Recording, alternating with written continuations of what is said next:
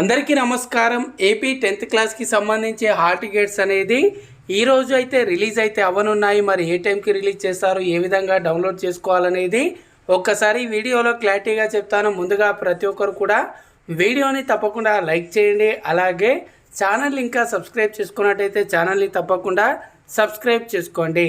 So friends, ఈరోజు అయితే AP 10th class ఏపీఎస్ఎస్సికి సంబంధించి హాల్ టికెట్స్ అనేది ఈరోజు మధ్యాహ్నం 12 తర్వాత అఫీషియల్ వెబ్సైట్లో అయితే రిలీజ్ అయితే చేయనున్నారు. అఫీషియల్ వెబ్సైట్లో అనేది డైరెక్ట్ లింక్ అనేది నేను వీడియో కింద డిస్క్రిప్షన్లో ఇచ్చాను.